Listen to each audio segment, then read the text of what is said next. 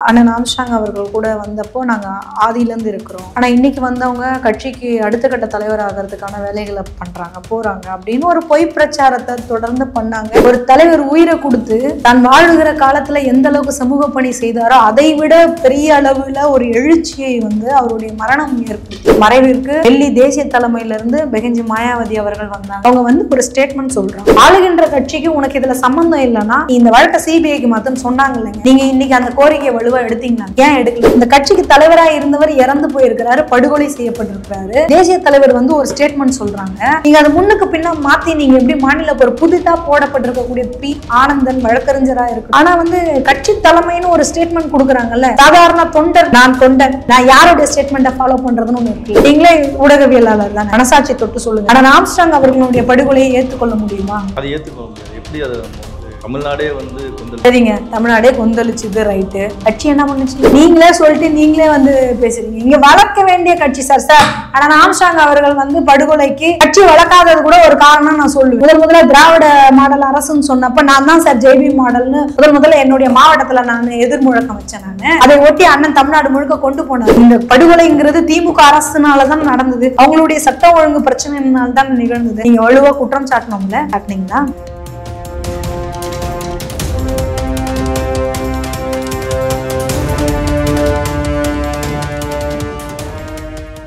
ரகரம் boys உறவுகளுக்கு வணக்கம். BSP கட்சியின் முன்னணி பொறுப்பாளர் பவானி இளவேனில் அவர்கள் அந்த கட்சியிலேருந்து விலகியிருக்காங்க. அவர்கள் ஏன் விலகினாங்க, எதுக்காக விலகினாங்க என்பது குறித்து பேச போகிறோம். வணக்கம். வணக்கம். கடந்த சில நாட்களுக்கு முன்பு நம்ம பேட்டி எடுத்தோம் ஆம்ஸ்ட்ராங் இறப்பு குறித்து.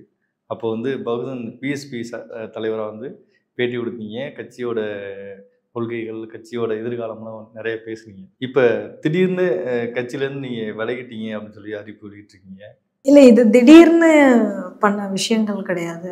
எல்லா திடீர்னு எங்களுக்கு வேற போன முறை நாங்கள் பிஎஸ்பி தலைவராக தான் நாங்கள் பேட்டி எடுத்தோம்.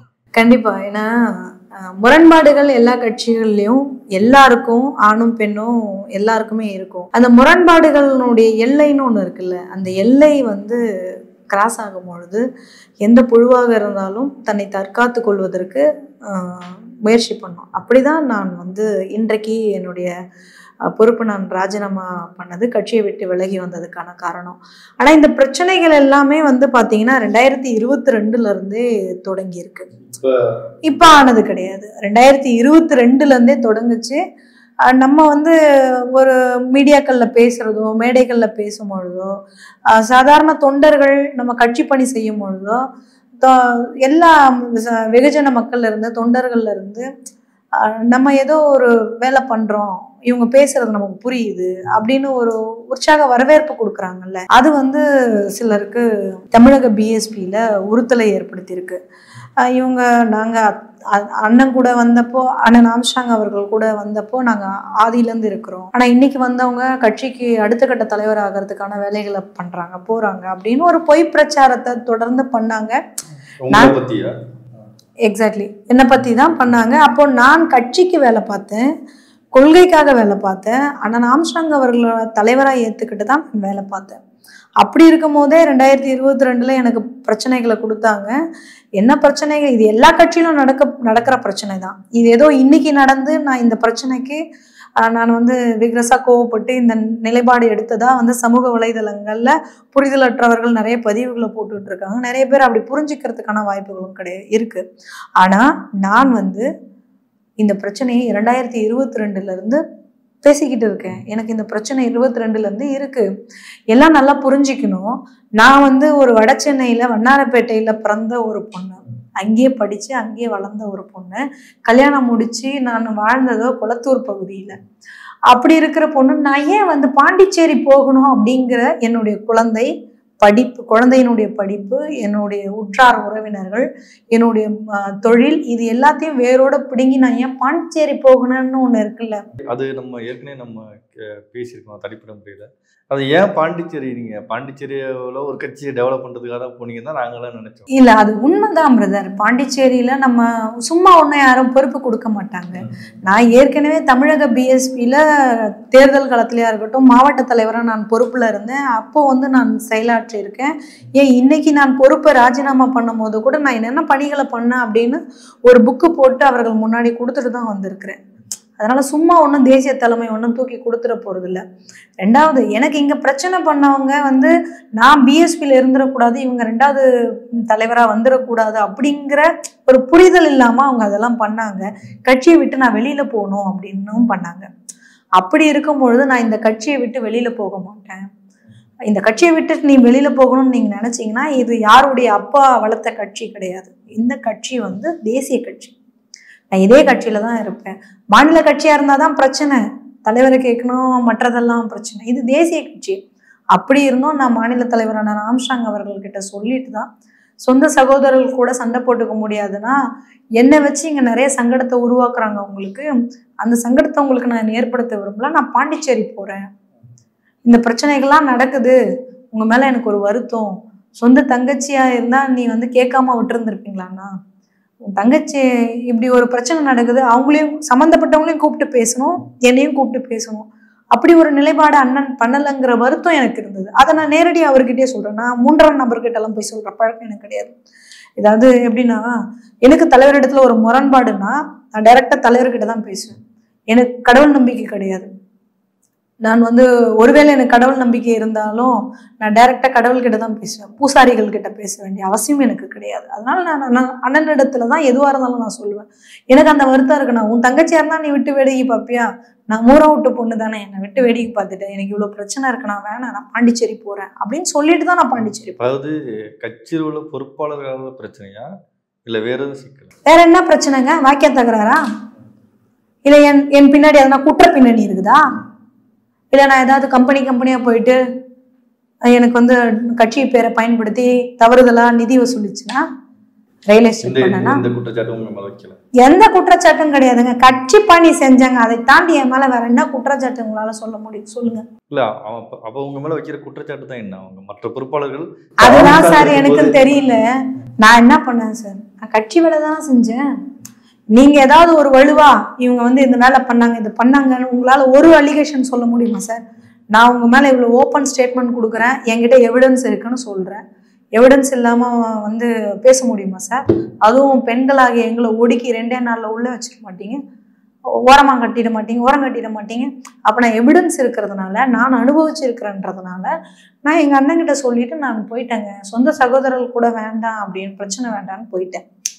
அப்போ இந்த பார்க்கக்கூடிய ஊடகத்துல பார்க்கக்கூடியவங்களுக்கும் தவறுதலா புரிஞ்சுக்கிறவங்களுக்கும் நான் இதை புரிய வைக்கிறேன். நான் இந்த கட்சி வேணுங்கிறதுக்காக தானங்க நான் பிஎஸ்பியில புதுச்சேரியில மாநில ஒருங்கிணைப்பாளராக டெல்லி தலைமை கிட்ட பொறுப்பு வாங்கிக்கிட்டு நான் வந்து அங்கே இருந்தேன்.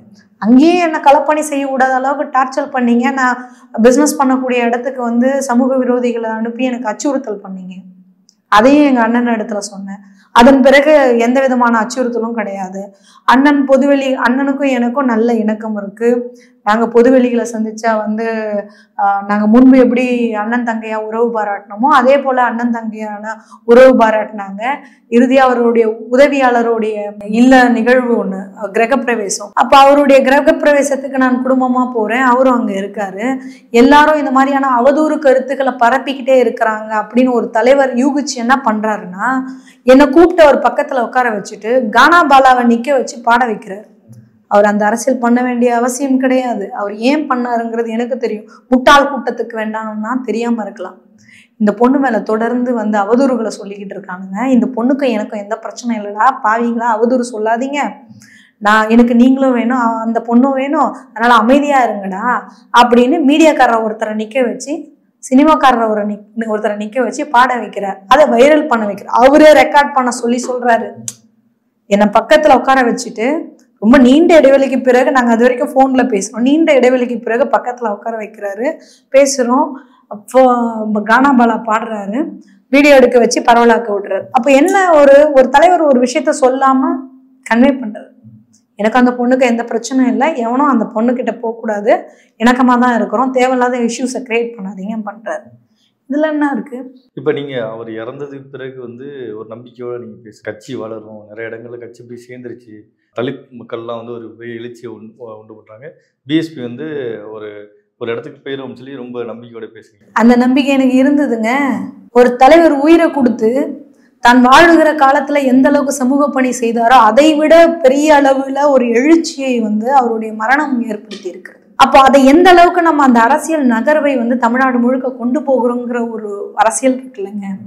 நீங்க சொல்லுங்க, மனசாட்சி தொட்டு சொல்லுங்க, கேள்வி கேட்டாவே இங்க பிரச்சனைங்க. அது பிஜேபியா இருக்கட்டும், காங்கிரஸா இருக்கட்டும், இன்ன பிற கட்சிகளாக இருக்கட்டும், கேள்வி கேட்டாவே இங்க பிரச்சனை. அப்ப நான் என்ன கேட்கிறேன், அண்ணன் மறைவிற்கு டெல்லி தேசிய தலைமையிலிருந்து பெகஞ்சி மாயாவதி அவர்கள் வந்தாங்க, 4 முறை முதல்வரானவங்க வந்தாங்க. அவங்க வந்து ஒரு ஸ்டேட்மெண்ட் சொல்றாங்க. சும்மா சொல்லிடுவாங்களா? நீங்க சொல்லுங்க. 4 முறை முதலமைச்சராக இருந்தவர்களுக்கு எவ்வளவு அபிமானிகள் இருப்பாங்க, எவ்வளவு உளவுத்துறைகள் வந்து அவர்கள் நட்பு பாராட்டிட்டு வராங்க. அப்படி இப்படிப்பட்ட ஒரு மரணம் போது பொதுவாக ஒரு ஸ்டேட்மெண்ட் சொல்லிட முடியுமாங்க? அவங்க வந்து என்ன சொல்றாங்க, ஆளுகின்ற கட்சிக்கு உனக்கு இதுல சம்பந்தம் இல்லைன்னா நீ இந்த வழக்கை சிபிஐக்கு மாத்துன்னு சொன்னாங்க இல்லைங்க. நீங்க இன்னைக்கு அந்த கோரிக்கையை வலுவா எடுத்தீங்களாங்க? ஏன் எடுக்கல? என்ன பிரச்சனை உங்களுக்கு? இதைத்தான் நீங்க வந்து உங்க கட்சி தலைமையிட்ட கேட்டீங்களா? நான் அவர்கிட்ட நேரடியா கேட்டேனுங்க. அதெல்லாம் வேணாமா? கேட்டேனுங்க. ஏங்க அவர் இல்லைன்னு மறுக்க சொல்லுங்க. நானும் என்னுடைய கணவரும் புதிதா வந்திருக்கக்கூடிய தலைவருக்கு வந்து மரியாதை செலுத்துற விதமா அவரை போயிட்டு சந்திக்கிறோம்.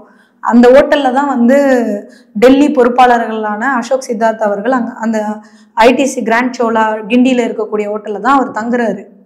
அப்ப அந்த ஹோட்டல்ல தான் இவர் இருக்கிறாரு. அவரை பார்த்த உடனே இவர் பேசுறோம். அப்ப நாங்க கேட்கிறோமே, நாங்க கேட்காம கிடையாது. சிபிஐ வழக்கு என்னாச்சு, ஏன் என்ன ஆச்சுன்னு கேட்கிறோம்.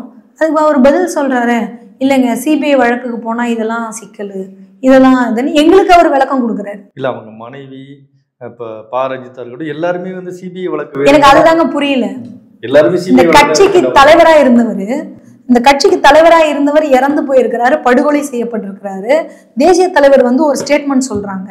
நீங்க அது முன்னுக்கு பின்ன மாத்தி நீங்க எப்படி மாநில ஒரு புதிதா போடப்பட்டிருக்கக்கூடிய பி ஆனந்தன் வழக்கறிஞரா இருக்கட்டும், அவர் ரைட்டு தான், நான் வேணான்னு சொல்லல.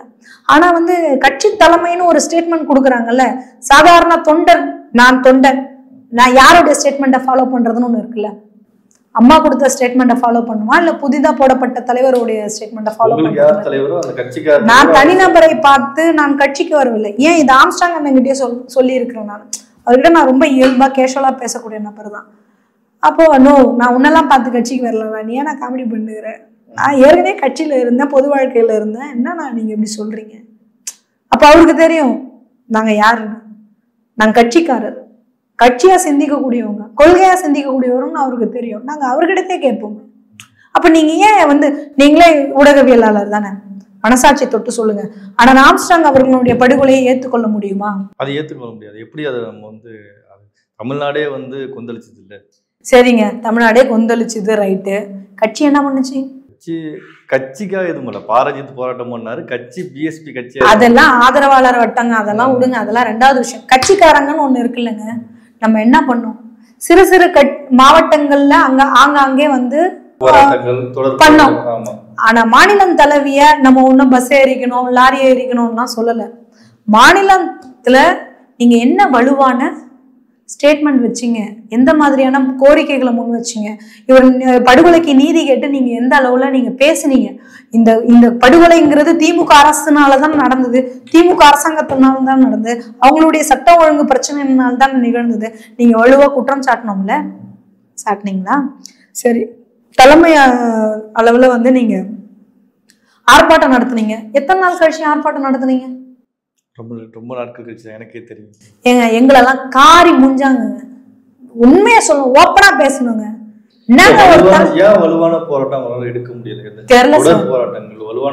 கேட்டா டெல்லி தலைமை வந்து உத்தரவு கொடுக்கணும், அவங்க டேட்டு கொடுக்கணும் அப்படின்னாங்க. அப்புறம் இன்னொருத்தவங்க கேட்டதுக்கு 5 மாநிலத்துல ஒருங்கிணைச்சு ஒரே நாள்ல பண்ணணும், அப்போ வந்து ஆல் இண்டியா லெவல்ல வந்து இது பேசப்படும் அப்படின்னு செப்பக்கட்டு கட்டினாங்க. அப்படிலாம் நடக்கல சார். ஒரே மாநிலத்துல அன்னைக்கு ஒரு நாள் தமிழ்நாட்டுல இவர் சொன்னார் 25,000 கூட்டம் திரண்டதுன்னாரு. ரைட்டு, கூட்டம்லாம் வந்தது. ஒரு காலதாமதமான ஆர்ப்பாட்டம் பண்ணீங்க. சரி, அந்த ஆர்ப்பாட்டத்துல நீங்க என்ன மாதிரியான கோரிக்கைகளை முன் வச்சீங்க அண்ணனுடைய படுகொலைக்கு? என்ன ஸ்டாண்ட்? என்ன, நீங்க ஊடகவியலாளர் தானே, நான் தாங்க காழ்ப்புணர்வுல பேசுறேன். அண்ணன் பி ஆனந்தன் அவர்களுடைய தலைமையை ஏத்துக்காம பேசுறேன்னு இந்நேரம் பிரச்சாரங்கள் நடந்துகிட்டு இருக்கும். அப்ப நான் பேசுறதாக இருக்கட்டும், நீங்க ஊடகவியலாளர் தானே, நீங்க சொல்லுங்க என்ன ஆர்ப்பாட்டத்துல என்ன கோரிக்கையை வலுவ வச்சாங்க? இல்ல எந்த கோரிக்கையும் வலுவ வச்ச மாதிரியே தெரியல. இப்ப சிபிஐ தான் முழு முதலமா நல்லா கேட்டது பிஎஸ்பி. ஆனா அவங்க அப்படி ஒரு வச்சதே தெரியலங்க. அது ஏங்கிறது என்னோட கேள்வி. எதுக்குங்க நீங்க வந்து காமன் பேசுறீங்க? ஒரு ஆர்ப்பாட்டம் எவ்வளவு பெரிய ஒரு வேதனை வலி வந்து இங்க நடந்திருக்கு. நீங்க தமிழக அரசு காவல்துறை வந்து சிறப்பா செயல்படுறாங்க, இதெல்லாம் பண்ணியிருக்கிறாங்க, இதெல்லாம் பண்றாங்கன்னு நீங்க எதுக்கு ஒரு பொதுவான அரசியல் பண்றீங்க? அப்ப யார் இதுல வந்து 60 நாள் கழிச்சு எனக்கு ஒரு சுயமரியாதை பிரச்சனை வருது, எனக்கு அச்சுறுத்தல் வருது, என் உயிருக்கு இங்க ப்ராப்ளம் இருக்குது, உழைப்புக்கு மரியாதை இல்லை, ஜனநாயகம் இல்லைன்னு சொல்லி நான் வந்தவ வெளியில கட்சியை விட்டு விலகி வந்தா நான் கட்சிக்கு துரோகம் பண்றேன்னு சொல்றீங்க. ஆனா ஆம்ஸ்ட்ராங் அவர்களுக்கு துரோகம் பண்றேன்னு இன்னைக்கு பொது வெளியில வந்து மீடியாக்கள் எல்லாரும் போட்டுக்கிட்டு இருக்கீங்க, ஊடகங்கள்ல. அப்ப ஆனா ஆம்ஸ்ட்ராங் அவர்களுக்காக இறப்புக்காக நீதி கேட்டு போராட்டம் பண்ண நீங்க என்ன கோரிக்கையை முன் வச்சீங்க? அப்ப நீங்க பண்ணது அண்ணன் ஆம்ஸ்ட்ராங் அவர்களுக்கான நீதியா, ஒரு ஆதரவான நிலைப்பாடா? சொல்லுங்க. இப்ப என்னோட இன்னொரு கேள்வி என்னன்னா, இந்த ஆனந்தன் அவர்கள் வந்து அறிவிச்ச பிறகு பொதுவா எல்லா கட்சியிலுமே வந்து கட்சி பொதுக்குழு செயற்குழு கூட்டி தான் முடிவெடுப்பாங்க. இப்ப திரு ஆனந்தன் வந்து பிஎஸ்பி கட்சி தலைவரா அந்த மாயாவதி அவர்கள் நியமிச்சாரா, இல்ல பொதுக்குழு செயற்குழு தமிழ்நாட்டில் கூட்டி நியமிச்சாங்களா? எந்த அடிப்படையில அவர் நியமிக்கப்பட்டார்? உண்மையை சொல்லணுமா பொய் சொல்லணுமான்ற ஒரு முடிவு ஒண்ணு இருக்குல்ல. நான் உண்மையதான் சொல்லுவேன், நான் உண்மையதான் சொல்லுவேன் சார். இவர் அண்ணன் ஆம்ஸ்ட்ராங் அவர்களுடைய நண்பர்னு சொல்றாரு சார். நான் 10 ஆண்டு காலம் அண்ணனோட பயணிச்சிருக்கேன் சார். நானும் இரவு 3 மணி வரைக்கும்லாம் அவரோட பயணம் பண்ணியிருக்கோம். நானும் என்னுடைய கணவரும் நிறைய விவாதங்கள் பண்ணியிருக்கோம். நிறைய ஊடகங்களுக்கு பேட்டி கொடுக்கும் போது 2 மணிக்கெல்லாம் எழுப்பி நீங்க வந்து பேட்டி கொடுன்னு சொன்ன தலைவர் தாங்க எங்க அண்ணன். ஒரு நாளும் நான் பார்த்ததில்லை. இருந்தாலும் ஒரு தலைவர் இறந்துட்டாரு, அன்னி பொற்கொடி அவர்கள் வந்து அவரை முன்மொழிகிறாங்க. ரைட்டு, எங்களுக்கு மாநில தலைமை பிரச்சனை இல்லை. நேற்று வரைக்கும் அண்ணன் ஆம்ஸ்ட்ராங் அவர்கள் இருந்தாங்க, இன்னைக்கு பி ஆனந்தன் இருக்காரு, நாளைக்கு நானா கூட இருக்கலாம். அது விஷயம் கிடையாது. எங்களுக்கு தேசிய தலைமை தான் முக்கியம். அவங்கள பார்த்துதான் நம்ம கட்சியில வேலை பார்க்கணும், இவங்கள பார்த்து கட்சியில கிடையாது. அது முதல்ல புரிஞ்சுக்கணும். அதனால எங்களுக்கு இவங்க ஒரு விஷயமே கிடையாது. ரைட், அண்ணன் இல்லை அந்த இடத்துல வேலை பார்க்கணும்னு நினைச்சு வர்றாங்க. வந்தவங்களை மாவட்ட தலைவர்கள் வந்து அன்னைக்கு முதல் நாள் செயற்குழுலயே நான் அங்கதான் சார் இருக்கிறேன். அண்ணன் படத்திறப்பு 16ஆம் நாள் படத்திறப்பு முடிஞ்சு அடுத்த நாள் வந்து அவரை பொறுப்பாளரா அறிவிக்கிறாங்க டெல்லி தலைமை இவங்களை பொறுப்பாளர்னு சொல்லிட்டாங்க. அப்போ எத்தனை மாவட்ட தலைவர்கள் ஓட்டு போட்டு ஆதரவு தெரிவிச்சு வந்தாருன்னு கேட்டா கிடையாது. பொற்கொடி ஆம்ஸ்ட்ராங் அவர்களை வந்து எல்லாரும் முன்மொழிஞ்சாங்க, ஈவன் நானுமே முன்மொழிஞ்சேன். வரட்டும், ஒரு பெண் தலைமை வரட்டும், தேசிய அளவுல வந்து ஒரு பெண் தலைவரா இருக்காங்க, மாநிலத்துக்கு இவங்க தலைவரா வரட்டும்.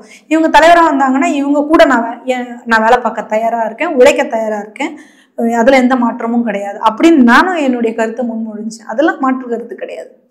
அப்ப இவங்க ஒருத்தவங்களை செலக்ட் பண்ணி டெல்லி தலைமை கூட்டு போறாங்க. இவர் வந்து ஒரு வழக்கறிஞர், உச்ச நீதிமன்ற வழக்கறிஞர், நிறைய சொல்லி கூட்டு போறாங்க. அங்க டிக்ளேர் பண்றாங்க, இங்க வந்து அறிவிக்கிறாங்க. அப்ப எங்களுக்கு என்ன சொல்லப்படுதுன்னா, நாங்க என்னன்னா அம்மா அறிவிக்கிறாங்க, ரைட், அவங்க உணர்வுக்கு நம்ம மரியாதை கொடுக்கணும், அவங்களுக்கு நம்ம ரெஸ்பெக்ட் கொடுக்கணும், ரைட், அவரோட இணைஞ்சு வேலை பார்ப்போம். அப்ப கூட நாங்க என்ன, புதுசா போடப்பட்டிருக்கக்கூடிய ஒரு தலைவர், அவருக்கு ஒரு டைம் கொடுக்கணும், அவரு இயல்பா செயல்படட்டும் அப்படின்னு ஒண்ணு இருக்குல்ல. அந்த மனப்பாங்குல தான் நாங்க இருந்தோம். எனக்கு இதுக்கு முன்னாடி நான் ஆனந்தன் அவர்களை பார்க்கல, அவர் யாருன்னே எனக்கு தெரியாது, பேரை மட்டும்தான் கேள்விப்பட்டிருக்கிறேன். பட்டாபுரத்துல ஆனந்தன் ஒருத்தர் இருக்கிறாரு, அண்ணனுடைய நண்பர். இல்ல அவரோட நண்பருங்கிற காரணத்தினாலே தலைவராயிட முடியுமா? அதுதான் பிரதர், அதுதான் தவறுன்னு நம்ம சொல்றோம். செயற்குழு பொதுக்குழுன்னு ஒண்ணு இருக்கு, அதுல நிறைய பேர் இந்த கட்சிக்காக உழைச்சவங்கன்னு இருக்கிறாங்கல்ல. இந்த கட்சியில நிறைய பேர் இருக்கிறாங்க. நீங்க எதன் அடிப்படையில தலைவரா தேர்ந்தெடுக்கிறீங்கன்னு ஒண்ணு. எனக்கு அவரை எடுத்ததுல பிரச்சனை கிடையாது. ஆனா தேர்ந்தெடுக்கிறது கட்சி ஜனநாயகம்னு ஒண்ணு இருக்குல்ல, ஒரு தலைவரை தேர்ந்தெடுக்கிறதுக்கான ஜனநாயகம்னு ஒண்ணு இருக்குல்ல, அந்த ஜனநாயகத்தோட அங்க நடக்கல, தலைவர் போஸ்டிங்கே நடக்கலங்கிறதா வருத்தம். பரவாயில்ல, அம்மா சொல்லிட்டாங்க, ரைட்டு, அவங்க வந்து ஆளுமையா எல்லாரையும் அரவணைச்சுக்கிட்டு அடுத்தடுத்த கட்ட பொறுப்பாளர்களை அரவணைச்சுக்கிட்டு பணி செய்யணுங்கிறதா நம்மளுடைய எதிர்பார்ப்பு. அப்ப நம்ம அந்த அடிப்படையில தான் அவரை வந்து கிண்டி ஹோட்டல்ல சந்திக்கிறோம். இந்த மாதிரி இதுக்கு முன்னாடி எனக்கு பிரச்சனை இருந்ததுங்க, இப்பயும் பிரச்சனை இருக்குது, நீங்க வந்து புதுசா தலைவரா வந்திருக்கிறீங்க, உங்களோட இணைஞ்சு வேலை பார்க்கறதுல எனக்கு எந்த பிரச்சனையும் இல்லைங்க, ஆனா எனக்கு இந்த மாதிரி பிரச்சனை எல்லாம் தொடர்ந்து வராத மாதிரி நீங்க வந்து நம்ம எல்லாம் ஒண்ணா வேலை பார்க்கலாம் அப்படின்னு சொல்லும்போது ஒரு தலைவரா அவர் என்ன சொல்றாருன்னா, உங்களுக்கும் அவங்களுக்கும் என்ன மோட்டிவ்னு கேட்குறாரு. எனக்கும் அவங்களுக்கும் என்ன மோட்டிவ்? ஒண்ணுமே கிடையாது. இப்போ நான் உங்ககிட்ட தலைவர்கிட்ட சொல்றேன், எங்க அண்ணன்கிட்டயே சொல்றேன்னு வைங்க, ஆனால் ஆம்ஸ்ட்ராங் அவர்கள் உயிரோடு இருந்து அவர்கிட்ட நான் இதை சொல்றேன்னா கேட்பாரு, யாருமா அது அப்படின்னா, என்னம்மா சரி விட்டு நான் பார்த்துக்கிறேன் கேட்பாரு. பல நேரங்கள்ல கேட்டிருக்கிறாரு. ஒரு நேரம் கேட்கலான்னு நான் அவர்கிட்ட வருத்தப்பட்ட ஆள். நான் முக்கியமான விஷயத்தை கேட்காம விட்டேன், அவர்கிட்டயே வருத்தப்பட்ட ஆள் நான். அப்போ அவர் கேட்டிருக்கணும். இவர் என்ன சொல்றாருன்னா, மோட்டிவ் என்னன்னு கேட்கிறாரு. மோட்டிவ் என்னன்னு ஒரு தலைவர் வாயில இருந்து வரக்கூடாது. சரிப்பா பார்த்துக்கலாம், விடுங்க, பொதுக்குழுல பேசிக்கலாம், நமக்கு ஒரு டைம் ஆகும், நம்ம வந்து எனர்ஜி வேலை பார்க்கலாம், விடுங்க, அதெல்லாம் பண்ணிக்கலாம், கட்சிக்கு பெண்கள்லாம் தேவை. நீங்க வந்து சொல்றீங்க, ரைட்டு, நம்ம வந்து பொறுப்புகள்ல முக்கியத்துவம் கொடுப்போம். நான் டிமாண்ட் வைக்கிறேன், கட்சி பொறுப்புகள்ல 30% பெண்களுக்கு முக்கியத்துவம் கொடுங்க. ஆம்ஸ்ட்ராங் அண்ணங்கிட்டே நான் வச்சிருக்கிறேன். ஆம்ஸ்ட்ராங் அண்ணங்கிட்டே நான் அந்த குற்றச்சாட்டு வச்சிருக்கிறேன். ஆபீஸ் செக்ரட்டரி மட்டும் கொடுக்காதீங்க. மாநில அலுவலக செயலாளருங்கிறது என்னை பொறுத்த வரைக்கும் வீட்டுல வேலை செய்யற மாதிரி கட்சிக்கு வந்து வேலை செய்யற கணக்கு தான். ஆளுமை மிக்க பொறுப்பு கொடுங்க. மாவட்ட தலைவரா, மாநில செயலாளரா, ஏன் பொதுச் செயலாளரா, துணைத் தலைவரா கொடுங்க அப்படின்னு அவர்கிட்டயே கேட்ட ஆளுதான். அப்ப இந்த மாதிரி நீங்க எனக்கு தான் கொடுக்கணுங்கிறது இல்லை, நீங்க வேற யாரு கூட கொடுங்க, ஆனா கட்சியில பொறுப்பு கொடுங்க, பெண்களுக்கு கொடுங்க. அந்த இடத்துல நான் முன்னணியில இருந்தேன்னா எனக்கு கொடுங்க அந்த வாய்ப்பை, நான் பண்றேன். இப்படிதான் நான் பேசுனேன். நீங்க வந்து வழக்கறிஞரா தானங்க எனக்கு பதில் சொல்லியிருக்கீங்க. என்ன மோட்டிவ்? நான் ஒரு வழக்கறிஞர்கிட்ட போறேங்க, எனக்கு இந்த மாதிரி பிரச்சனை இருக்குங்க, போறேன்னா வழக்கறிஞர் பொதுவா என்ன கேட்பாரு, என்னங்க மோட்டிவ், என்னங்க ரீசன் தானே கேட்பாரு. நீங்க வழக்கறிஞர் டோன்ல பேசுறீங்களா, தலைவர் டோன்ல பேச போறீங்களா அப்படின்னு ஒரு பிரச்சனை இருக்குல்ல. இந்த விஷயத்த நீங்க பொற்கொடி அவர்கள்ட்ட சொன்னீங்களா? நான் அவங்க கிட்ட உண்மையே சொல்லணும்னா, அண்ணன் ஆம்ஸ்ட்ராங் அவர்கள்கிட்ட நான் ரொம்ப இணக்கமா நல்லா பேசியிருப்போம். ஆனா அன்னி பொற்கொடி அவர்கள்கிட்ட நாங்க வந்து ஒரு விஷ் பண்றதோட நிறுத்திப்போம். அவங்க நான் தனிப்பட்ட முறையில நான் அவங்களோட பெரிய அரசியல்ல கலந்து இது வரைக்கும் செயல்பட்டு இருக்காங்களா, இல்ல இனிமேல் அரசியல்ல கலந்து செயல்படுவாங்களா? பிரதர், பெண்கள் வந்து பொது களத்துக்கு வர்றது ரொம்ப ஊக்குவிக்கணும் பிரதர். அவங்க வந்து ட்ரெயின் ஆயிட்டு வந்துட்டாங்களா, இல்ல ட்ரெயின் ஆக போறாங்களா, அதிகாரம் கொடுங்க சார், எங்களை நாங்க தயார்படுத்திப்போம், எங்க அண்ணி அதெல்லாம் தயார்படுத்திப்பாங்க, அதெல்லாம் பிரச்சனையே கிடையாது. நான் இந்த விஷயம் நீங்க இப்ப சொல்றீங்களே, இதெல்லாம் அவங்களால சமாளிக்க முடியுமாங்கிறதான கேள்வி. நீங்க பொறுப்பு கொடுங்க சார், அவங்கவுங்க தக்க வச்சுக்கிறது பெண்கள் ஓடுவோம் சார். நீங்கன்னா எங்களுக்குன்னா வந்து ஏன் அந்த கேள்வினா, ஆம்ஸ்ட்ராங் அவர்கள் இறந்த பிறகு வந்து அவர் மேல ஒரு பெரிய மதிப்பு எல்லாருக்குமே. இழந்தது அவங்க கணவருங்க, அது பெரிய மதிப்பு இருக்கு.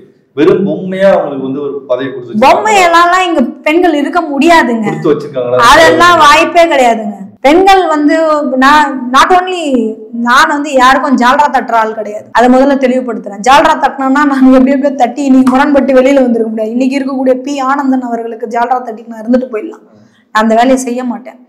அவங்க வந்து ஆளுமே அவங்களுக்கு பொறுப்பு கொடுத்துருக்குறாங்க, அவங்க வந்து அதை தயார்படுத்திக்கிறதுக்கு இருப்பாங்க. அவங்களுக்கு ஒரு கால அளவு கொடுங்க. பாதிக்கப்பட்டது அவங்க கணவர், அவங்க அதுல இருந்து மீண்டு வரணும், மீண்டு வந்து அவங்க வந்து விக்ரஸா பண்ணணும். எடுத்த உடனே வந்து இத்தனை ஆண்டுகளா 10 ஆண்டுகளா இருக்கக்கூடிய எனக்கே எவ்வளவு பிரச்சனைகள் இருக்கு, நீங்க எடுத்த உடனே விக்ரஸா வந்து அன்னி பொற்கொடி ஆம்ஸ்ட்ராங் அவர்களை வந்து வேலை செய்யணும்னா விட்டுருவீங்களா? மாட்டீங்க, எல்லாம் விட்டுதான் பிடிக்கணும். இங்க ஆண்கள் நிறந்த களம். அவங்க வந்து பண்பாட்டு தளத்துல வந்து பௌத்தம் மீட்டெடுக்கிற பணியில அவங்க ஈடுபட்டு இருந்தாங்க, கட்சியா அவங்க செயல்படல, அதுல மாற்றுக்கிறது கிடையாது. அண்ணனோட அவங்க பயணிப்பாங்க, நிறைய கூட்டங்கள்ல இடம்பெறுவாங்க, அதெல்லாம் விஷயமே கிடையாது. எங்களுக்கு இன்னைக்கு பொறுப்பு கிடைச்சிருக்கு. அவங்க கணவரையே இழந்திருக்காங்க. கணவரை இழந்ததுக்கான அந்த இடத்துல அவர் விட்டு சென்ற பணியை தொடரணும்னா அவங்க விக்ரஸா வரப்போறாங்க. நீங்க கேட்ட கேள்வி அவங்களுக்கு பெரிய அவமானங்க. பொம்மையான்னா என்ன இல்ல, அதுக்காக நான் உங்களை குறை சொல்லல. பொதுவாவே அந்த வார்த்தைகள் வந்து இருக்கும்ல, இப்ப ஆனந்தன் மேல குற்றச்சாட்டு வைக்கும் போது அப்படி இருக்கு, அவங்கள பயன்படுத்தி அவங்கதான் அவரை வந்து முன்மொழிஞ்சிருக்கிறாங்க, இவரை தலைவரா போடுங்க, அவங்க பயணிப்பாங்க, கட்சியை கட்டமைப்பு கொண்டு வருவாங்க அப்படின்னு அவங்க தான் முன்மொழிஞ்சிருக்கிறாங்க. அப்போ ஒருத்தரை முன்மொழிகிறாங்க அப்படின்னும் போது அவங்க எவ்வளவு கிளாரிட்டிங்கிறத நீங்க புரிஞ்சுக்கணும். ஸோ அது நமக்கு பிரச்சனை அன்னி ஆம்ஸ்ட்ராங் அவர்கள் கிடையாது. நான் அவங்க கிட்ட பேசினது கிடையாது, இதற்கு முன்போ சரி இப்பயோ சரி. கட்சி ரீதியா ஒரு சந்திப்பு நடக்கும்போது ஜெய்பீம் அண்ணி சாப்பிட்டீங்களா, குழந்தை எப்படி இருக்காங்க, நீங்க எப்படி இருக்கீங்க, இந்த கமர்ஷியல் உரையாடல்கள் மட்டும்தான் அவர்களிடத்துல நான் நிகழ்த்தி இருக்கிறேன்.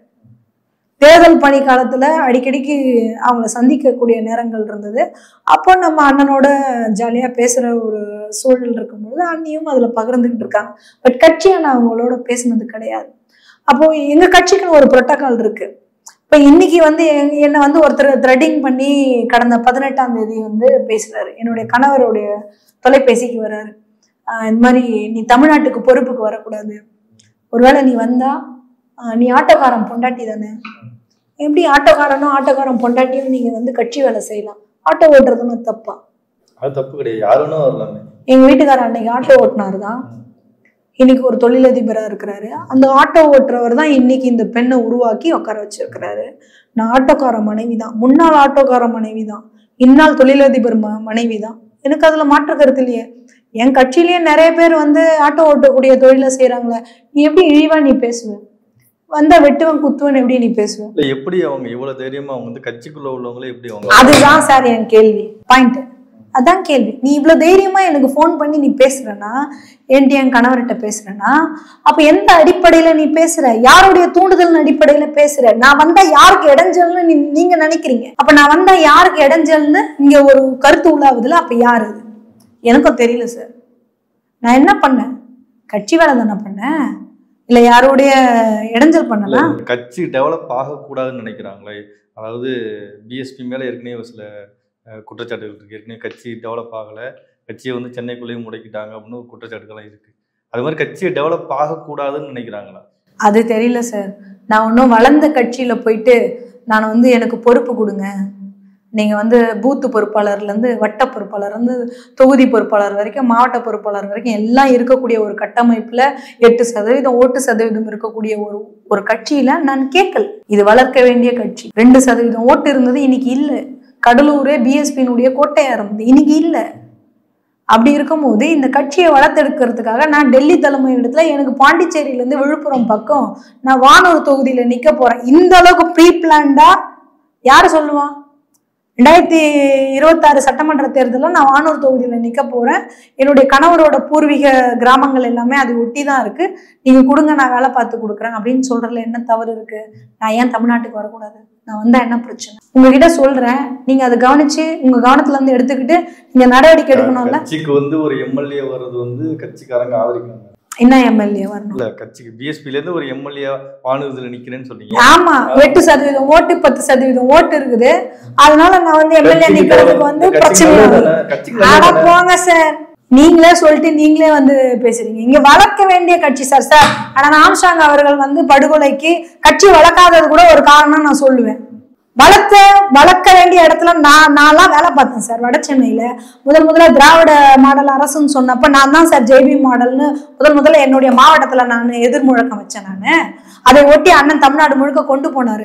அரசியலா நம்ம விக்ரஸா வந்து வேலை செஞ்சிருந்தோம்னா, இவர் பின்னாடி இருக்கிற வந்து படை தளபதிகள்லாம் இப்படிலாம் இருக்கிறாங்க, ஆளுமை மிக்கவர்களா இருக்கிறாங்க, இந்த தலைவரை தொட்டா இவங்க எல்லாம் வந்து சட்ட ஒழுங்கு பிரச்சனை வரும், மிகப்பெரிய வந்து கலவரங்கள் கட்டவிழ்க்கப்படும் அப்படிங்கிற உணர்வு தொட வந்தவனுக்கு வந்திருக்கணும்.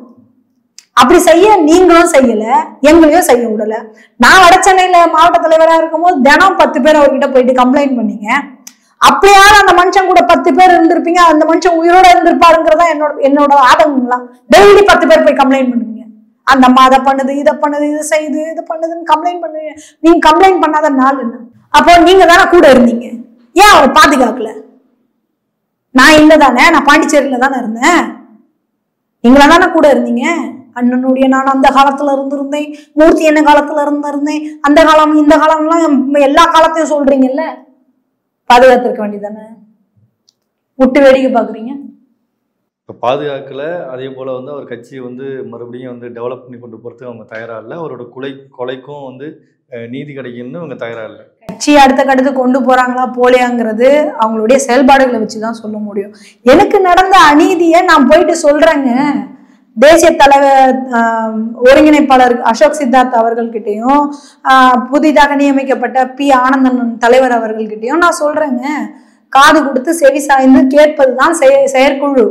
அதுல வந்து நீங்க பேர் சொல்லி அவரை ஐடென்டி பண்ணி அவரை எல்லாரும் முன்னாடி குற்றவாளி ஆக்கணும் என்பது என்னுடைய நோக்கம் கிடையாது.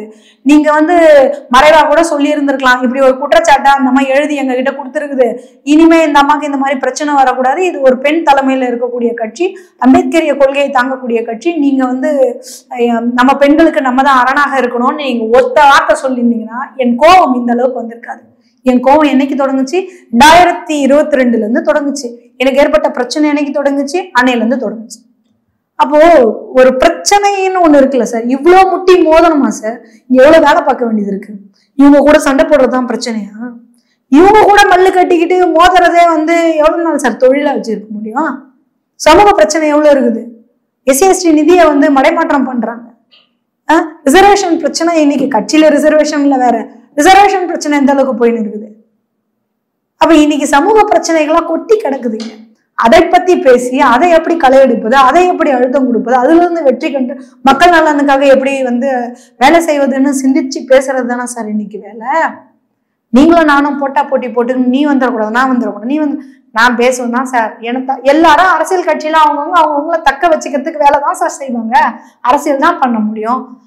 திரு ஸ்டாலின் அவர்கள் சொன்னாரு அரசியல் தான் பண்ண முடியும்னா என்னமோ சொன்னாரு யாருக்கோ ஒரு கவுண்ட் இருக்கு. அதைத்தான் நான் சொல்றேன். நான் பொதுக்காலத்துக்கு வந்தா என்ன அடையாளப்படுத்தி நான் மக்கள் மத்தியில வேலை செய்யறதுக்கு என்ன நான் ரோல் பண்ணதான் செய்வேன். அரசியல் பண்ணதானே சார் செய்ய முடியும். நீ கோச்சிப்பன்ட்டு அமைதியா இருக்க முடியுமா? அதே மாதிரி உங்களுக்கு ஒரு பிரச்சனை சார், ஆளுகின்ற அரசை வந்து கண்டிக்க கூடாது சார், அவங்க தானே ரூலிங் பார்ட்டி. இல்ல பிஎஸ்பினாலே வந்து திராவிட கட்சிகளை எதிர்க்கிற கட்சியை தானே பார்க்கப்படுது. அப்புறம் எப்படி ஆளுங்கட்சியை நீங்க எதிர்க்க முடியாம இருக்க முடியும் சார்? நான் சொல்றது பொய்யா இருந்தா நீங்க போய் பகுஜன் சமாஜ் கட்சியினுடைய எதுவும் வேணாம் ஃபேஸ்புக் போய் பாருங்க. இப்ப 2 நாளைக்கு முன்னாடி ஒரு வந்து நினைவேந்தல் தொடர்னு ஒருத்தர் எழுதுறாரு, கவிஞர் முத்துகிருஷ்ணன் சொல்லிட்டு. அவர் எழுதுறாரு. எழுதும் போது 2வது பேராவில என்னதான் குறிப்பிடுறாருன்னு எனக்கு தெரியும். ஏன்னா தமிழக அளவுல ஊடகத்துல பேசுறதுல நான் வந்து முதன்மையா இருக்கிறேன். அடுத்தடுத்து பேசுறாங்க, நான் மட்டும் பேசுறேன்னு சொல்லுவாரு, பேசுறாங்க. அப்போ அண்ணன் திருமா அவர்களை விமர்சித்தியா உங்க சேனல்ல பேசினதான் விஸ்வரூபமா வெளியில போச்சு. அப்போ அவர் பேசினதுக்கு அண்ணன் என்னை வந்து கண்டிச்சாரா, கட்சியை விட்டு தூக்கிடுவேன்னு சொன்னாராம், எனக்கு வந்து சுற்றறிக்கை விட்டாராம், அறிக்கை கொடுத்தாராம். எங்க காட்டு அப்படி எதுவுமே நடக்கல. அப்படி எதுவுமே நடக்கலையே. எங்க அண்ணன் என்கிட்ட என்ன பேசுச்சுன்னு எனக்கு தெரியும். உங்ககிட்ட பேசுனத நான் நம்பணும் ஏமா? அவரெல்லாம் விமர்சனம் பண்ணாதமா, அவங்க ஓனரை விமர்சனம் பண்ணுமா? அது நம்ம அண்ணம்மா விட்டுரு. இது எங்க அண்ணா சொல்லிச்சுங்க. நோ, அது உன் அரசியல் தான், உன்னோட வச்சுக்கிறேன். ஏன்னா என்கிட்ட காட்டுறேன், நான் பேசுறேன், நீ பேசாத, நீ தலைவர், நீ அங்கேயே இரு, நான் பேசி. இது இந்த அளவுக்கு கம்ஃபர்டபுள் நான் எங்க அண்ணன் கிட்ட பேசுவேங்க. ஏங்க பேசக்கூடாது? எங்க காட்டுங்க. அறிக்கை கொடுத்தாருன்னு போடுறீங்கல்ல, நீங்க எந்த மோட்டிவ்ல போடுறீங்க? சில தலைவர்கள் பகுஜன் பொறுப்பாளர்கள்னு போடுறீங்க. இந்த சில பொறுப்பாளர்கள் யாரு? நீதான் தில்லானா ஆச்சு, துணிவு மிகுந்த நபராச்சு, போடு. பவானி இளவேனில் பேசினாங்க அப்படின்னு போடு, நியாயம் தானே? கவிஞர்னா என்னோட நான் புரிஞ்சுக்கிட்டு என்ன தெரியுமா சார்? கோச்சிக்காதீங்க. மற்ற கவிஞர்கள்லாம் வந்து இந்த வார்த்தையை சொன்னதுக்கு வருத்தப்படாதீங்க. நான் அந்த பர்டிகுலர் கவிஞருக்கு தான் சொல்றேன். கவிஞர்னா என்ன சார்? அரசவையில வந்து தலைவர்களை வந்து அரசர்களை புகழ்பாடி அவர்கள்கிட்ட பொற்காசு வாங்கிக்கிட்டு போறவர் தான் சார். துதி பாடி பொற்காசுகள் வாங்கிட்டு போறவர் தான் சார் அன்னைய தேதிக்கு கவிஞர். இணைய தேதிக்கும் அப்படிதான் சார். இணைய தேதிக்கு நிறைய பேர் இருக்காங்க, திமுகலே நிறைய பேர் இருக்காங்க. நான் புரிஞ்சுக்கிட்ட கவிஞர் அப்படிதான் சார். மற்ற கவிஞர்கள்லாம் மன்னிச்சிடுங்க, நான் ஒரு கோடிட்டு காட்டுவதற்காக அதை சொன்னேன். அப்போ உங்களுக்கு நேரடியா இந்த பவானியை ஃபேஸ் பண்றது கூட உங்களுக்கு துணிவு கிடையாது சார். சார், ஒருத்தர் தவறு பண்றாங்க, ஆளுகின்ற அரசு குற்றச்சாட்டு வைக்கிறோம் நம்ம, நீ திராவிட மாடல், நீ இதெல்லாம் செய்யல, ஏன் செய்யலன்னு பிஎஸ்பில இருந்து ஒரு வலுவா ஒரு குரலை வைக்கிறதுல என்ன சார் பிரச்சனை? கட்சிக்கு விரோதமா பேசக்கூடாதுன்னு மெகஞ்சி சொன்னாங்களா?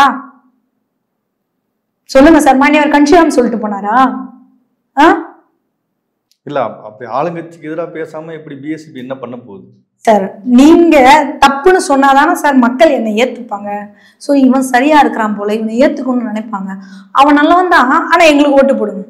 அவனை திட்டி பேசக்கூடாது, ஆனா நம்ம கொள்கையை மட்டும் எப்படி சார் ஏத்துப்பாங்க?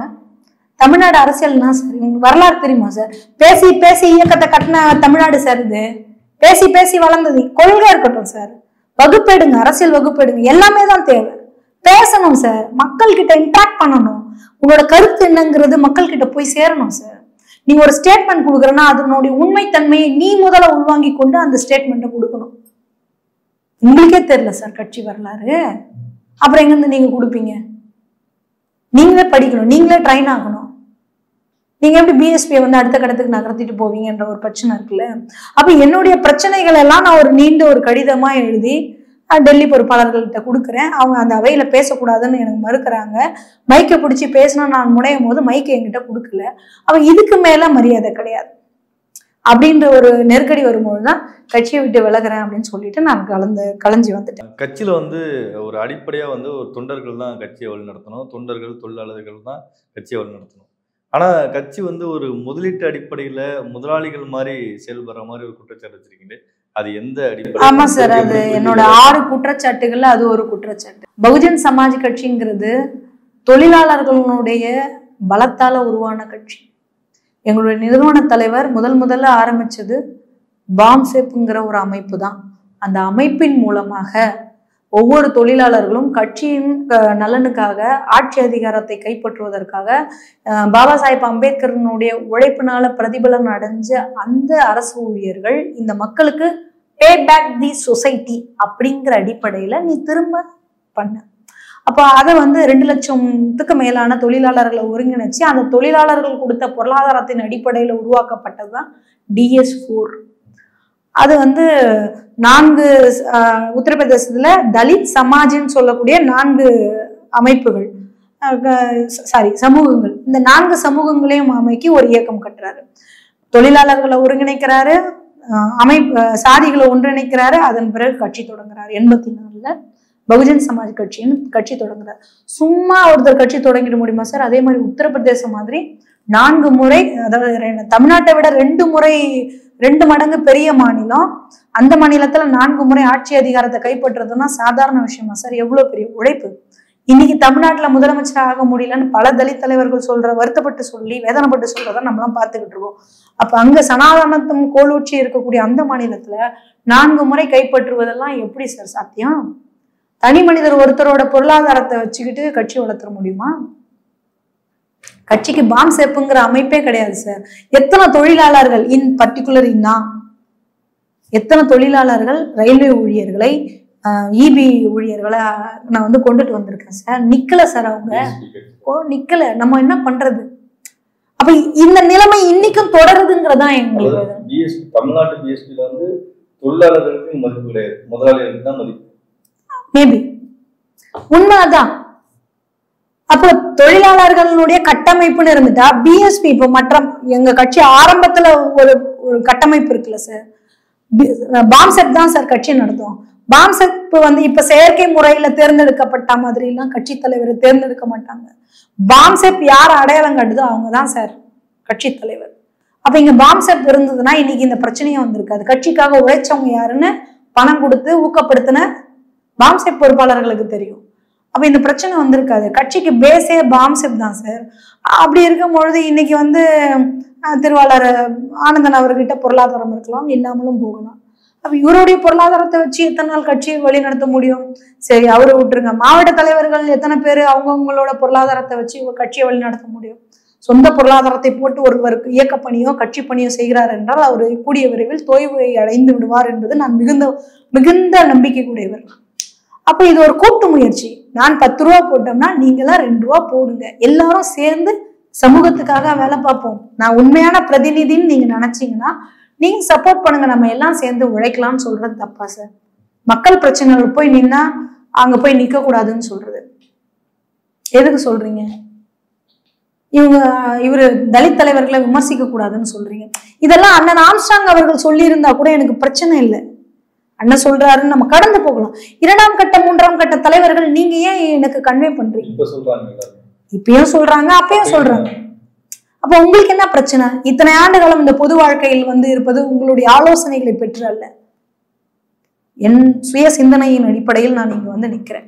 நான் ஒரு இடத்துக்கு வந்த பிறகு என் மூளைக்குள்ள உக்காந்துக்கிட்டு நீ இதை பண்ணு அதை பண்ணுன்னு டைரக்ட் பண்றது இருக்குல்ல, யார் கொடுத்தா உங்களுக்கு அந்த அதிகாரம்? நான் யாரை பத்தி பேசணும், நான் என்ன அரசியல் பேசணும்னு ஒண்ணு இருக்குல்ல, அது நீ எப்படி டிசைட் பண்ணுவ? கட்சி தலைமை சொல்லியிருக்கா? அண்ணன் சொல்லியிருக்காங்களா? சொல்லு. அப்ப நீங்க எதுக்கு இதெல்லாம் டிசைட் பண்றீங்க? அப்ப இதெல்லாம் மறுக்க போகும்போது தான் தொழிலாளர்களுக்கு இங்க கிடையவே கிடையாது அப்படின்ற வலுவான கோரிக்கையை வைக்கிறேன். அவங்க மரியாதையே கிடையாது. பெண்களுக்கும் அது போல வந்து கட்சியில முக்கியத்துவம் கொடுக்குறா அப்படிங்கிறீங்க. அப்படி கட்சி நடந்துக்குதா உங்கள்கிட்ட? அப்படி நடந்துக்குது சார். பழசு விட்டுருங்க சார். ஆனா ஆம்ஸ்ட்ராங் அவர்கள் இருந்த வரைக்கும் விட்டுருங்க சார். இன்னைக்கு மாநில செயற்குழு தானே சார், அதுல முரண்பட்டு தானே சார் நான் வெளியில வந்தேன். இன்னைக்கு பொறுப்பாளர்கள் போட்டிருக்காங்க சார். எத்தனை பேர் போட்டிருக்காங்கன்னு சொல்லுங்க சார். இல்ல சார், பெண்களே கிடையாது. அன்னி பொற்கொடி ஆம்ஸ்ட்ராங் அவர்களை தாண்டி எத்தனை பெண்களுக்கு பொறுப்பாளர்களா பொறுப்பு கொடுத்துருக்கீங்க? அதிகாரமிக்க பொறுப்பு எங்க கொடுத்துருக்கீங்க? ஒவ்வொரு மாவட்ட தலைவர்களும் பொறுப்பாளர்களும் அவங்க வீட்டுல இருந்து மனைவிமார்களையோ அக்கா தங்கைமார்களையோ இல்ல அல்லது அம்மாக்களையோ கூட்டிட்டு வருவது கணக்கு கிடையாது.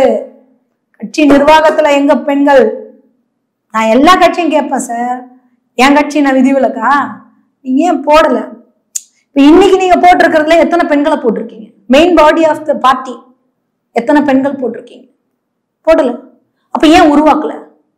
ஏன் அதெல்லாம் உருவாக்கிட்டு போடக்கூடாது? என்ன அவசரம்? கெட்டு போச்சு. இப்போ இன்னைக்கே பொறுப்பு போட்டு நாளைக்கு ஆட்சி பிடிக்க போறீங்களா? போடுங்க, பெண்களுக்கு போடுங்க. இது எங்க அம்மா தலைமையில இருக்கக்கூடிய கட்சி தானே, போடுங்க. ஏன் உங்களுக்கு என்ன பிரச்சனை? ஆய்வு பண்ணுங்க சார். தலைவர் என்ன பண்ணணும்? பிரச்சனை இந்த மாதிரி சிக்கல்லாம் நீங்க ஒவ்வொரு மாவட்டத்துக்கா போங்க சார். பட்டாபிராமில் உட்காந்துக்கிட்டு எல்லாரையும் இங்க வாங்கன்னு சொல்லிட்டு பேசுறது இல்லை சார். களம் பண்ணின்னு ஒண்ணு இருக்குல்ல, அது இல்லையே. ஏன்னா அவரை வந்து பேசணுங்கிறது என்னுடைய நோக்கம் கிடையாது. என்னுடைய கட்சி இந்த மாதிரியான செயல்பாடுகள்லாம் பண்ணணும், இதெல்லாம் நான் பண்றதுக்கு தயாரா இருக்கேன். அதெல்லாம் அவங்க பண்ணலைங்கிற வருத்தம் தான் என்னுடைய உதாரணப்படுத்தி சொல்ல வேண்டிய தேவையா இருக்கு. அவர் யாருன்னு எனக்கு தெரியாது. கட்சிக்கு தலைவராக வந்தாரு. ஒரு இணக்கத்தின் அடிப்படையில நம்ம பேசணும், அதுல முரண்படுறோம், செயற்குழுல முரண்படுறோம், வெளியில வந்துட்டோம். மற்றபடி அவருக்கும் எனக்கு எந்த பிரச்சனையும் கிடையாது. இப்ப கூட பேசுறது கூட கட்சி நலனுக்காக, கொள்கை நலனுக்காக தான் நான் பேசுறேன். தனிப்பட்ட பி ஆனந்தன் அவர்களுக்கோ இல்ல எனக்கோ எந்த பிரச்சனையும் கிடையாது. உண்மையே எந்த பிரச்சனையும் கிடையாது. அது நான் கட்சி நலனுக்கோ கொள்கை நலனுக்கோ பேசினா தனிப்பட்ட ஆனந்தனுக்கும் எனக்கும் பிரச்சனை அப்படின்னு சிண்டு முடிச்சு விடுறது, அதுதான் தவறுன்னு சொல்றேன். அப்போ அம்பேத்கரையும் பேசக்கூடிய நம்ம கட்சிகளே இங்க பிரச்சனை இந்த மாதிரி இருக்கும் பொழுது பிஜேபியில மற்ற கட்சி, உண்மை சொல்ல போனா பிஜேபியில எல்லாம் வந்து பெண்களை வந்து மாநில தலைவராக இருக்கிறாங்க, ஆளுநர் ஆக்குறாங்க, கல்வித்துறை கொடுக்குறாங்க, பொருளாதாரம் கொடுக்குறாங்க, பாதுகாப்பு கொடுக்குறாங்க, அமைச்சரா அதிகாரத்துல கொடுக்குறாங்க. கட்சி பொறுப்புலயே கொடுக்க முடியல. கேவலமா இருக்குது சார். அம்பேத்கரிய கொள்கை தாங்கிற கட்சின்னு மார்தட்டி என்னாலாம் பேச முடியல. ஏமா இவ்வளவு பேசுற? எத்தனை பெண்கள் இருக்காங்க? எனக்கு பொறுப்பு கொடுத்துருக்காங்க, மாவட்ட தலைவராகவும் பொறுப்பு கொடுத்தாங்க, மாநில அமைப்பாளராகவும் பொறுப்பு கொடுத்தாங்க. கேட்கலாம், நீங்க இத்தனை பொறுப்பு 2 பொறுப்புல இருந்தீங்களா, நீங்க ஏன் பெண்களை சேர்க்கலாம்னு கேட்கலாம். சார் எனக்கு அதிகாரமே இல்லை சார். பொறுப்பாளர்களை நியமிப்பதற்கான அதிகாரம் எனக்கு கிடையாது. நீங்க சொன்னீங்கல்ல அன்னி ஆம்ஸ்ட்ராங் அவர்களை வந்து மேற்கோள் காட்டும் பொழுது பொம்மையாக போடப்பட்டாங்களான்னு கேட்டீங்கல்ல, அப்படிதான் சார் நான் இருந்தேன். எதுக்காக? நம்ம கட்சி ஏதோ ஒரு நலனுக்காக பண்றாங்க, அவங்க ஏதோ திங்க் பண்றாங்க, வேற எதுவும் செய்ய போறாங்க அப்படின்னு பெருந்தன்மையோட நான் கடந்து வந்திருக்கேன் சார். நான் பாண்டிச்சேரி போயிட்டு 2 வருஷம் ஆகுது சார். அங்க இருக்கக்கூடிய பிரச்சனைகள் எல்லாம் கலந்து அங்கிருந்து எந்த பிரச்சனையும் நம்ம கையில் எடுத்தா நம்ம அங்க அரசியல் பண்ண முடியும் முதல் கொண்டு நம்ம புள்ளி விவரத்தை சேகரித்து தான் நம்ம அரசியல் பண்ண முடியும். எடுத்தோம் கவுத்தோன்ட்டு இங்க இருந்து தாவிட்ட பிறகு ஏற்கனவே நான் அவங்கள தனிப்பட்ட முறையில சந்திக்கும் பொழுதும் நான் கேட்டேன், சொன்னேன், நான் உங்களுக்கு விளக்கம் கொடுத்தேன். பிறகு அங்க இந்த மாதிரியான பிரச்சனைகள் இருக்கு. அங்க ஆர்ஜின் மைக்ரேஷன்ங்கிற பிரச்சனை இருக்கு தலித்துகள் மத்தியில. 64க்கு முன்னாடி இருந்தவங்க பூர்வகுடிகள், 64க்கு பிறகு தலித்துகள் பாண்டிச்சேரிக்கு போனா அவங்க வந்து மைக்ரேஷன். அப்ப அவங்களுக்கு ரிசர்வேஷன் கிடையாது. அப்ப இதெல்லாம் நம்ம ஒன்னொன்னா வந்து கள ஆய்வு பண்ணி இன்னைக்கு இளைஞர்களை தயார்படுத்தி வச்சிருக்கிறோம். 100 இளைஞர்களை தயார்படுத்தி வச்சிருக்கோம் பாண்டிச்சேரியில. அப்ப அந்த இளைஞர்களுக்கு நான் பொறுப்பு போடு, என்ன நம்பி வராங்க, நாங்க பண்ண பொறுப்பு போடணும். அப்பதானே அவங்கள நான் தக்க வைக்க முடியும். அந்த அதிகாரம் எனக்கு இல்லையா சார்? ஒரு ஆணை போடுவதற்கே எனக்கு அதிகாரம் இல்லை. நான் எங்க சார் பெண்களை கட்டமைக்கிறது? சொன்னா வைக்க கேடுன்னு தான் சார் 2 வருஷமா பொறுமையா இருந்தோம். அண்ணன் இறப்புக்கு பிறகு எல்லாரும் ஒரு அண்ணன் இறந்துட்டாங்க அப்படிங்கிற ஒரு உணர்வின் அடிப்படையில் சகோதரத்துவமாக இருப்பாங்கன்னு நம்பி நான் திரும்ப தமிழ்நாட்டுக்கு வரேன், எனக்கு பொறுப்பு கொடுங்க. டெல்லி தலைமை கொடுக்க தயாரா இருக்கு சார். சார் நான் என்ன சொல்றேன், இந்த இடத்துல ஒரு விஷயம் பதிவு பண்றேன். டெல்லி தலைமை நான் பாண்டிச்சேரி வர வரைக்கும் திரு அசோக் சித்தார்த் அவர்கள் நன்முறையில எங்களோட நட்பு பாராட்டினார். இன்னைக்கு வந்து அவர் வந்து என்னிடத்துல அவர் நடந்துகிட்ட விதம்ங்கிறது ரொம்ப ரொம்ப ரொம்ப மோசமான ஒரு விதம். அப்ப அவரோட மனமாற்றத்துக்கு காரணம் என்ன? பொருளாதாரமா என்ற கேள்வி வரும்ல சார். பொருளாதாரம் ஒண்ணு இருக்குல்ல. நீங்க ஏன் சார் ஐடிசி கிராண்ட்ஸோட ஹோட்டல் போடுறீங்க? எதுக்கு போடுறீங்க? கட்சி என்ன கட்சி இது? தொழிலாளர்களுடைய உழைப்புனால வந்த கட்சி சார். கட்சிக்குன்னு தலைமை அலுவலகம் இருக்கு சார் பல்லாவரத்துல. யாருக்காவது தெரியுமா? கட்சிக்குன்னு தலைமை அலுவலகம் இருக்கு. அந்த தலைமை அலுவலகத்துலதான் சார் வந்து தங்கணும். பாம்செட் பொறுப்பாளர்கள் இருந்தாங்கன்னா அதை சரி பண்ணி நான் வந்தாலோ இல்ல டெல்லி பொறுப்பாளர்கள் வந்தாலோ அங்க தங்குவதற்கான சூழல் அங்க இருக்குது. அது பாழடைஞ்சு போன கட்டிடமாக இருக்குது. இப்போ அதை புதுப்பிக்கிறதாக நான் கேள்விப்பட்டேன். அப்போ இதெல்லாம் எனக்கு தொண்டரனுடைய உழைப்புல ஒரு ஓட்டு ஒன்று தாரே, ரூபாய் நோட்டு ஒன்று தாரேன்னு முழக்கம் சார் கன்ஷிராம் அவர்களை. நீங்க ஓட்டு போட்டீங்கன்னா நீங்க எனக்கு ₹1 தரணும். அப்போ உங்க ஓட்டு அங்க உழுந்து இருக்குதுன்னு எனக்கு கன்ஃபர்மேஷன். பூத்துல எனக்கு எத்தனை ஓட்டு வந்ததுன்னு என்கிட்ட இருக்கிற காயினை வச்சு நான் ஐடென்டி பண்ண முடியும் சார். அப்படிப்பட்ட தியாகத்துல உருவான கட்சி சார். அவர் எப்படி கட்சி வளர்த்தாரு? கயத்து கட்டில பத்துக்கிட்டும் குடுக்குற சாப்பாட்டை வாங்கி சாப்பிட்டு கட்சி வளர்த்த மனுஷன் சார். இன்னைக்கு நீங்க உங்களோட தனிப்பட்ட நலனுக்காக கட்சியை வந்து நீங்க கூறு போடுறது வந்து, நான் ஒரு உண்மையான பிஎஸ்பி, நான் தான் உண்மையான பிஎஸ்பின்னு நான் மார்த்தட்டிக்கல. எனக்கு ஒரு நேர்மை இருக்குல்ல, அதை பண்ணாதீங்கன்ற. குளிப்பாட்டி அனுப்புறீங்களா பொருளாதாரத்தால? எனக்கு ஒரு பிரச்சனை அப்படின்னும் போது 1.5 ஆண்டுகளுக்கு முன்பு அவர் எப்படி துடித்தார் என்பது எனக்கு தெரியும். அதே நபர் இன்றைக்கு எப்படி செயல்பட்டாருங்கிறதையும் நான் பார்த்தேன். ஒருத்தருடைய கண்ணு காட்டி கொடுக்கும் சார். நான் பொது வாழ்க்கையில 2007 இருந்து இருக்கிறேன் சார். பெரிய அளவுல வந்து ஒரு மனிதரை எடை போட முடியலன்னா கூட அந்த மனிதர் என்ன அளவுக்கு சிந்திக்கிறாங்க அப்படிங்கிற முதல் கொண்டு அந்த அளவுக்கு அறிவு இருக்கு சார். அப்போ இன்னைக்கு அவர் வந்து நம்ம ஒரு குற்றச்சாட்டு சொல்றோம் அப்படின்னும் போது ஒரு ரியாக்டே ஆகலையே சார். எதனால?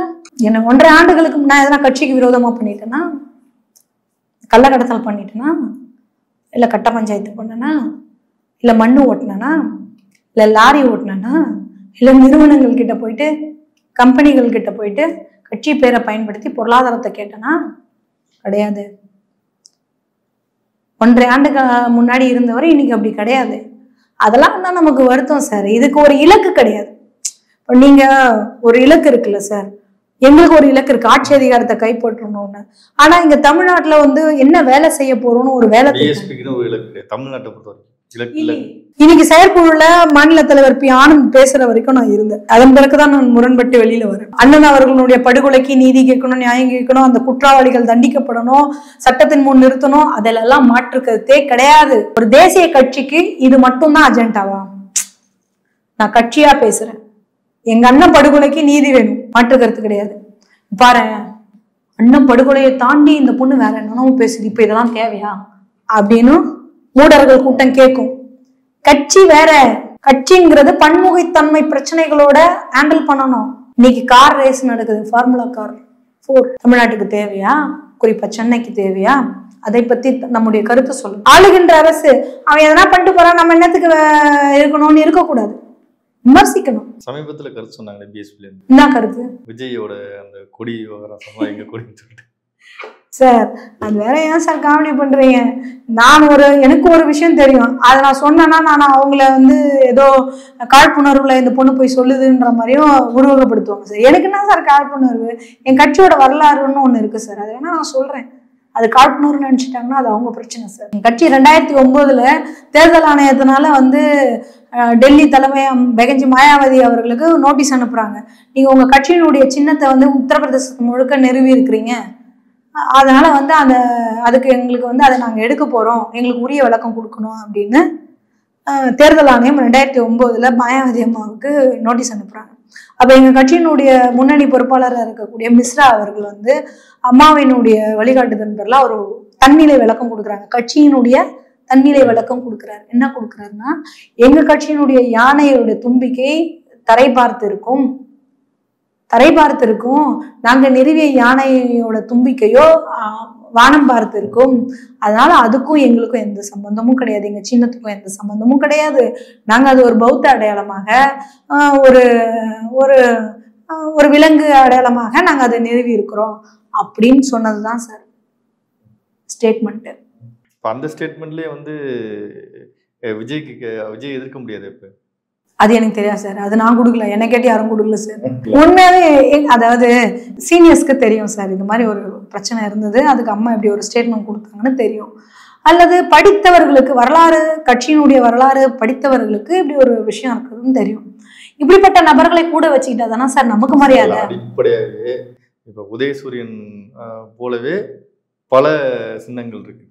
ரெட்டலை மாதிரியே அதை சின்ன சின்ன மாற்றங்கள் பண்ணி பல சின்னங்கள் பல இடங்கள் இருக்கு, வேற வேற மாநிலங்கள் இருக்கும்போது இது போல சின்னங்கள் வர்றது வந்து அடிப்படையாக கேட்கும்போது இது எப்படி இன்னும் பிஎஸ்பி கேட்குறாங்கன்னு கேள்வி. அதுதான் சார் நம்ம வந்து பேசிக் வந்து இந்த விஷயம் ஒன்று நம்ம தெரிஞ்சுக்கணும், இல்லை விஷயம் தெரிஞ்சவங்கள கூட வச்சுக்கணும். ரெண்டுமே இல்லாத போது நான் என்ன பண்ண முடியும்? அது வந்து இப்படி ஒரு ஸ்டாண்ட் இருக்குதுங்கிறத இப்போ வந்து விஜய்க்கு தெரிஞ்சாங்கன்னா அவங்க தரப்புல இருந்து அதை முன்வைக்கலாம். மேபி கட்சி ஒரு தண்ணியிலே விளக்கம் கொடுத்துருக்கல சார். நான் கொடுத்தேனா தேர்தல் ஆணையத்துக்கு 2009 கொடுத்துருக்காங்கல்ல. அப்ப அதே தானே இப்போ நானே சொல்லலைன்னா கூட, இந்த வரலாறை நானே சொல்லலைன்னா கூட விஜய் தரப்புல இதை தக்க வச்சுக்கிறதுக்கு தேடுவாங்கல்ல. அப்ப உடஞ்சு போயிடும்ல சார் விஷயம். முதல் கோணம் முற்றிலும் கோணம் சார். நம்ம ஒரு மேடையில முதல் மேடையில பேசுறோங்கிறது வீரம் சார். நம்ம யாருங்கிறத அடையாளப்படுத்தும் சார். நம்ம ஐடியாலஜிங்கிறது என்னன்னு அடையாளப்படுத்தும் சார். நம்ம ஒரு அறிக்கை கொடுக்குறோன்னும் போது நம்ம யாருங்கிறத அடையாளப்படுத்தும் சார். இதெல்லாம் தான் சார் இங்க பிரச்சனை. அப்போ நீ யார் என்று சொல்ல வேண்டும் என்றால் உன் நண்பர் யார் என்று சொல்லு, நான் உன்னை பத்தி சொல்றேன்னு ஒண்ணு இருக்கு. அதுதான் கட்சிக்கும் பொருந்தும். அள்ளு சில்லுங்கெல்லாம் கூட இருக்கும்போது கூட இருந்தா எப்படி விளங்கும்? விளங்காது. நீங்க வேணா நான் நேசித்த கட்சி, இன்னமும் நேசிக்கக்கூடிய கட்சி, நான் மிகுந்த மரியாதையை வச்சிருக்கக்கூடிய தலைவர் பெகஞ்சி மாயாவதி அவர்கள், அவங்களதான் என்னுடைய ரோல் மாடலா நான் எடுத்துக்கிட்டு இருக்கேன். என்னுடைய தலைவர் மன்னியவர் கட்சிராம், என்னுடைய தலைவர் பாபா சாஹேப் அம்பேத்கர், அதுலலாம் மற்ற கருத்து இல்ல. இடையில இருக்குங்கல்ல, நம்ம என்ன பண்ண போறோம் அந்த கரத்தை வலுப்படுத்துறதுக்குன்னு ஒண்ணு இருக்குல்ல. அப்ப நான் எத்தனை நாளைக்கு நான் ஒண்டி பேசுறதுன்னு ஒண்ணு இருக்குல்ல. யாரோ ஒருத்தர் இதை வெளியில சொல்ல வேண்டியது இருக்குல்ல. அந்த நபர் நானாவே இருந்துட்டு போறேன். யாரோ ஒருத்தர் நீங்க பண்ணக்கூடிய தவறுகளை சுட்டி காட்ட வேண்டிய தேவை இருக்குது. இன்னைக்கு பவானி வந்து வெளியில வந்து பேசினா அண்ணன் செத்து 60 நாள் கூட இல்லை, அதுக்குள்ள உங்களுக்கு பிரச்சனையா, பதவி பிரச்சனையா, அவங்க வந்து த்ரெட்டிங் பண்ணது பிரச்சனையா, இதெல்லாம் நீங்க சகித்து கொண்டு இருக்க வேண்டியதானு எல்லாம் போட்டுனுங்கிறீங்க. எதுக்கு போடுவீங்க? எதுக்கு சகிச்சுக்கணும்? நான் என் சொந்த நலனுக்காகவா இங்க வந்து பேசிக்கிட்டு இருக்கேன்? என் சொந்த நலனுக்காகவா முட்டி மோதிக்கிட்டு இருக்கேன்? கிடையாது. நானா வந்து வீடு வாசல் கட்டி காரு பங்களான்னு வசதி வாய்ப்போடு இருக்கிறேன்னா இந்த கட்சி பேரை பயன்படுத்தி கொண்டு என் கணவர் 26 ஆண்டு காலம் இந்த சமூகத்துக்காக உழைத்திருக்கிறார். நான் ஏறத்தாழ 15 ஆண்டு காலம் இந்த சமூகத்தின் விடுதலைக்காக பாடுபட்டிருக்கேன். தலித் இஸ்லாமியர் ஒற்றுமை வலியுறுத்தி தமிழ்நாடு முழுக்கும் பயணப்பட்டிருக்கிறேன். எல்லா மேடைகளையும் பேசியிருக்கிறேன். சமூக விடுதலைக்காக மேடைகளை நான் பயன்படுத்தி இருக்கிறேன், பேசியிருக்கிறேன். சொல்லுங்க பார்ப்போம்.